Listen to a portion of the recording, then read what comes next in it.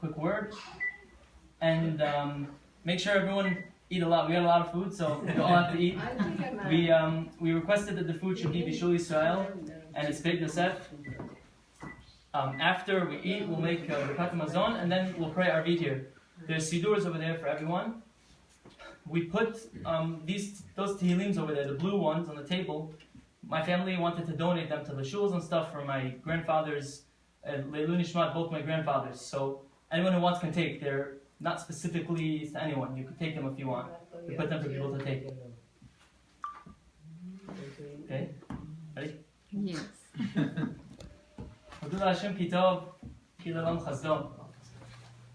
I thank Hashem that He allowed me, He gave me the zechut to finish the Masechet, to learn Masechet Gittin. It's a long Masechet, it's the longest one I've done so far, of Hashem. And I thank Hashem that I have the ability to learn, that I'm in yeshiva, that I have the ability to learn Torah. There's no bigger zechut in the world. If it takes merit and it takes zechuyot in order to merit to be in yeshiva, to be learning, or to finish Masechet, then I for sure wouldn't have done any of that. I know I'm not worthy, I don't have any, I don't deserve it, but Baruch Hashem gave me matanat chinam. He gave me a gift, He gave me siyata d'shmaya to finish. And so, I thank Hashem first of all that He brought me to this day. Secondly, of course, I want to thank my parents. My parents are the whole reason that I'm able to learn in the first place. They sent me to the yeshiva, they let me go back for a second year, and it's all their zechut. Everything, the Gemara says that everything that a person does, the zechut goes to his parents. His parents reap all the benefits and all the rewards of all the good that he does, all the mitzvot that he does, all the Torah he learns specifically. And so, hopefully it should be a zechut, not for me only, but for you, for our family. It should serve as a protection, to serve as a refuah shlema for Cholei Israel. And I just want to also give a shout out to my chavruta, Rafi. Sorry for giving you a hard time this year. Okay. So, I just want to discuss one point. There's a story that we all know in Masechet Gittin. It's on Daf Nun Zayin, or Nun Vav. It's the story that we read in Tisha B'Av. There's a story, Rabban Yochanan ben Zakkai, he was the leader of the Jewish people at the time of the Khurban. At the time of the destruction of the Beit HaMikdash, he was the leader of the Jewish people. And the Roman government was sieging the Jewish people. They laid siege on us, and they were trying to destroy us. And Rabbi Yochanan thought, I have to meet with the general. The general's name was Aspasianus. In English we would say Vespasian. I had to meet with Vespasian to work something out with him. So sure enough, the Gemara goes through a whole plan, a whole strategy they came up with to sneak him out of the city somehow, to get him through the guards.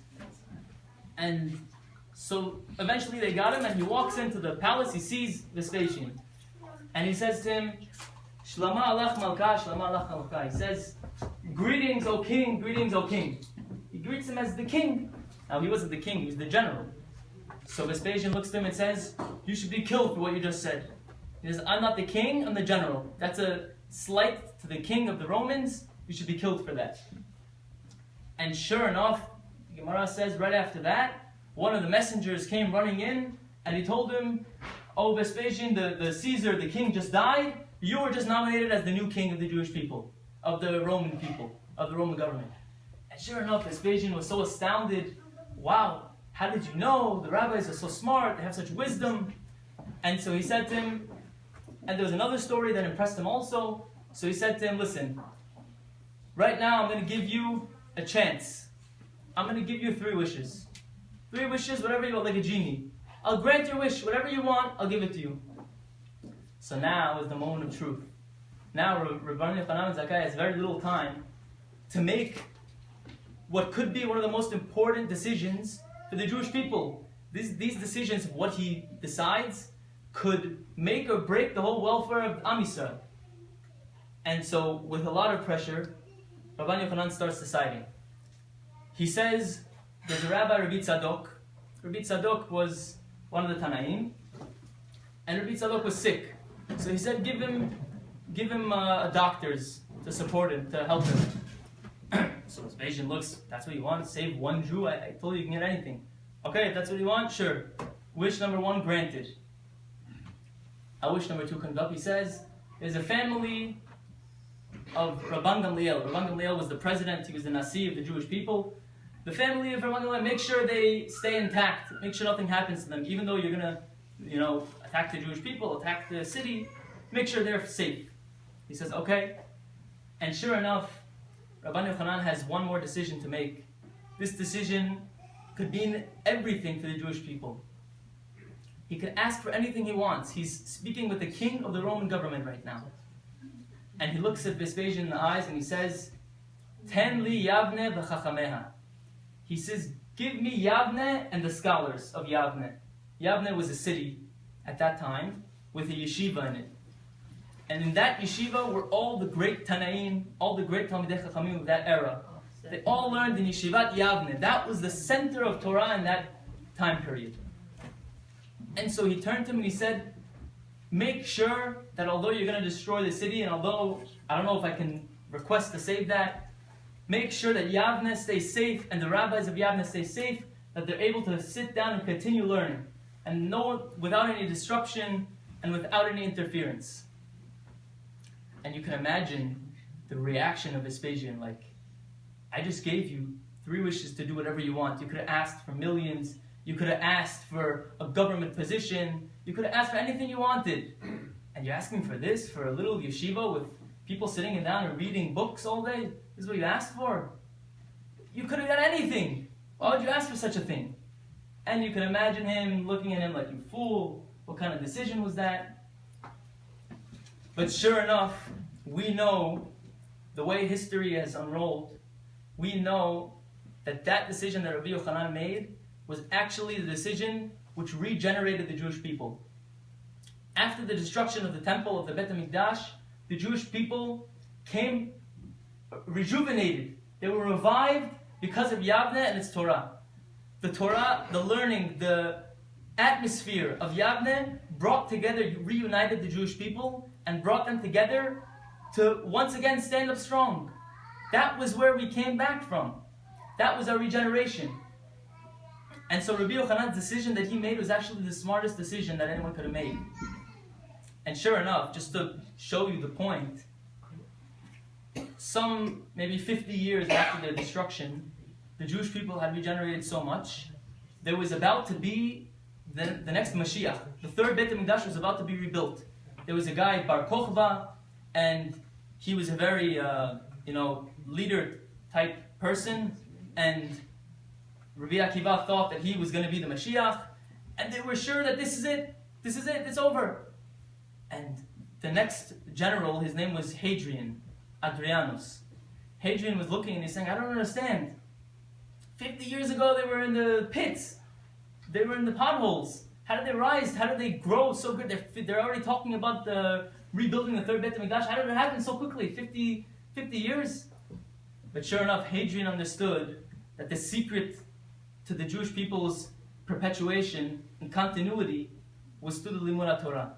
And therefore, what did he do? He went along and he was the one who murdered the Asara Harugei Malchut, the 10 martyrs. He went and he brutally, ruthlessly killed 10 of the greatest Tanaim. Rabbi Akiva, Chutzpit, etc., all of them, he killed them in a brutal way. Because he understood. I know what Vespasian, he made a mistake. He didn't know. This was the secret. This is why the Jewish people were saved in the first place. So he knows when you're trying to destroy them, that's what you go after. You go after the yeshiva. You go after the Torah. That's what you go after.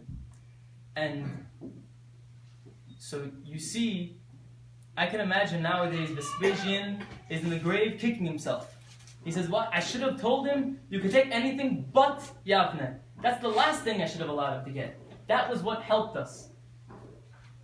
And so you see that sometimes we have to learn from our enemies. Our enemies sometimes know better than us what our salvation is from. There was a person, his name was Moshe Sherer. Moshe Sherer was someone who was very active. Years ago, he was very active for the Jewish people. He was an advocate for Am Yisrael. go in all these meetings with all these different, government officials and everything, and he would fight for the Jewish people's causes and needs and everything. And he was a real help to the Jewish people. Moshe Sherer used to carry around like something in his pocket. He called it an artifact from World War II. He said that as the Nazis in Shemam were torturing the Jewish people, so he said one of the Nazi officials, Eichardt, he sent a letter to the Polish government. He sent a letter, and in the letter it says as follows. He writes them, he says, do not grant exit visas to the Jewish people. Do not let them leave. And he says, because these Jewish people are Talmudists, and through their Talmudic study, if you let them escape to America, they'll use that to rebuild themselves and regrow themselves as a nation. Which means he himself, the enemy, the Nazi, he understood and that's what happened. That's most of the Torah that was generated in America came from those who left Europe, those who left Nazi Germany. And so you see, David HaMelech says in Tehillim, he says, "Me'oyevai techakimeni mitzvotecha." He says, sometimes you have to learn from your enemies. Our enemies sometimes know better than us. They teach us lessons. They teach us what's important in life and what's going to bring the salvation of the Jewish people. So what we see here is amazing. We see here that the next time you see someone sitting down and learning, whether it be in a yeshiva, whether it be in a bet midrash, in a class, whether it be in a shul, you see someone learning, he's not just involved in intellectual stimulation. He's not just involved even in just gaining himself olam haba. That's not what he's doing only. He's involved in guaranteeing the survival of the Jewish people, the protection of Am Yisrael, the protection of the Jewish people.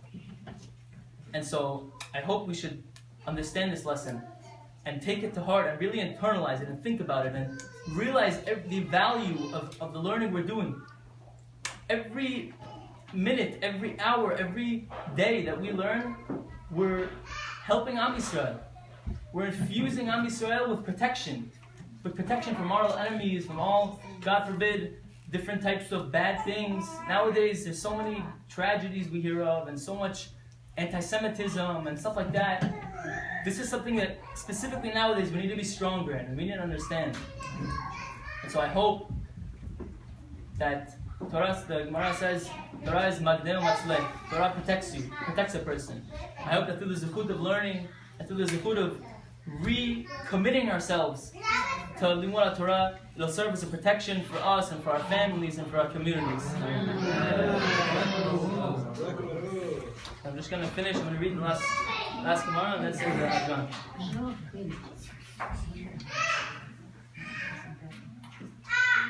Kisaneh shalach. The person who sends is hated. This is talking about someone who divorces his wife. This is a pasuk in Navi. The explanation of the pasuk is that if you hate your wife, send her away. No, the opposite. That someone who sends his wife away is hated. You're not supposed to do that. If it's the first wife, then we don't want a person to divorce his first wife, and therefore you shouldn't. That's what Rabbi Yochanan is talking about. But if it's a second wife, then already, that's what Rabbi Yehuda was talking about. But if it's a second wife, then it's not really such a big deal if you divorce her.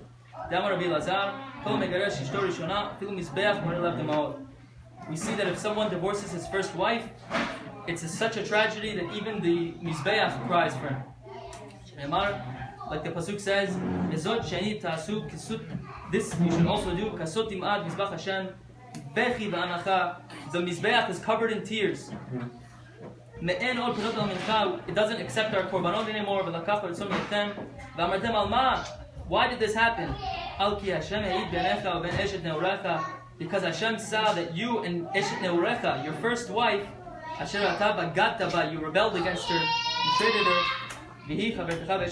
She was your friend, and you rebelled against her, and that's why the Mizbeach cries. Adran Allah Hamgaresh Uslik Allah Masechet Gittin. Adran Allah Masechet Gittin Vadachalan. Adran Allah Masechet Gittin Vadachalan. Lo Nedeshem Inach Masechet Gittin Nedeshem Inach Lo Ba'al Ma'adeh Lo Ba'al Ma'adeh. אדם הלך מסכת גיטין ודע חלן, דעתן הלך מסכת גיטין ודעתה חלן. לא נתשם עינך מסכת גיטין ולא תתשם עינן, לא בעלמא אדם ולא במד דעתה. אדם הלך מסכת גיטין ודע חלן, דעתן הלך מסכת גיטין ודעתה חלן. לא נתשם עינך מסכת גיטין ולא תתשם עינן, לא בעלמא אדם ולא במד דעתה. יהי רצון לפניך אדוני אלוהינו ולאבותינו שתהא תורתך ומעונותינו בעולם הזה. ותהי עמנו לעולם הבא. חננה בבא, רועמים בבא, נחמנו בבא, חיים בבא. אבא מורה בבא, רפם בבא, רפיש בבא, זבוב בבא, אדם בבא, דרוב בבא. הערב נא אדוני אלוהינו את דברי תורתך ואבינו וכפיות עמך בית ישראל, והנה אנחנו כולנו לצאצאינו, לצאצאי עמך בית ישראל, כולנו יודעי ולומדי תורתך. ומאהבתך כמני מסותך כי לעולם יהי ליבי תמים בחוקיך למען לא אבוא, שלעולם לא אשכח פקודך בים חייתני. ברוך אתה אדוני למדני חוקיך, אמן אמן אמן סלע ועד. מודים אנחנו לפניך אדוני אלוהינו ואבותינו ששמת חלקנו ביושבי בית המדרש ולא שמת חלקנו ביושבי קרנות, שאנו משכימים והם משכימים. אנו משכימים לדברי תורה והם משכימים לדברים בטלים. אנו עמלים והם עמלים. אנו עמלים מקבלים שכר והם עמלים ואינם מקבלים שכר. אנו רצים והם רצים. אנו רצים לחיי העולם הבא והם רצים לבאר שחת, שנאמר ואתה אלוהים תורידן לבאר שחת. אנשי דמים ומלומד לא יחצו ימיהם ואני אפתח בך. יהי רצון לפניך אדוני אלוהינו אלוהי, כשם שעזרתן לסיים מסכת גיטין, כן תעזרני להתחיל מסכתות וספרים קדושים אחרים וסיימם, ללמוד, ללמד, לשמור ולעשות לקיים בכל דבר תלמוד תורתך באהבה, וזכות כל התנאים והאמוראים ותלמידי חכמים יעמוד לי ולזרעי, שלא תמוש התורה מפי ומפי זרעי ומפי זרע זרעי עד עולם, ותתקיים בי בתהלכך תנחה אותך, בשוכבך תשמור עליך והקיצות היא תשיחך, כי בי ירבו ימיך ויוסיף עליך שנות חיים, אורך ימים בבינה ובשמאלה עושר וכבוד, אדוני עוז לעמו ייתן, אדוני יברך את עמו בשלום. יתגדל ויתקדש שמי רבה, ועל מדי הוא עתיד להתחדתה, ולחיה מתהיה, ולשקה יתום לחיי עלמא, ולמבנה קרתה ירושלים, ושקללה החלה וגבה, ומעיקר כל חנה נוכרה מן הרע, ולהטבה כל חנה דשמיא להתרה, וימליך קודשה בריך ומלכותה, ויקרא, ויצמח פורקני, ויקרא משיחה. וחי יכול וגם יכול, וחי לכל בישראל, והגלה בזמן קריב אמרו אמן. מתכוון ברית בעל ברית ומנסה ותדע ותדע שמת קדושה בריחו לילה מכל ברכתה שביעתה תשבח את אבנך מדד אמנן מעמד ברומן על ישראל ועל אברהם ועל תלמידי דמון ועל כל תלמידי תלמיד דמון על כל מן יסכים ולת הקדישתי ואתה אדם ותבכל אתר ואתר יהלנו ולהון ולהון שלמה בחינה וכניסה ורחמה וחיי רחם זרמי וחייני קדם מלך שמעיה ורב ברומן יש לנו רבי שמעיה חיים וסבב שלום נחמה ושזבב פועה גדולה ושיחה וכפרה ורח בצדה לנו כל המסר ברומן ועושה שלום במלואב וברכה ועושה שלום עלינו וכל המסר ברומן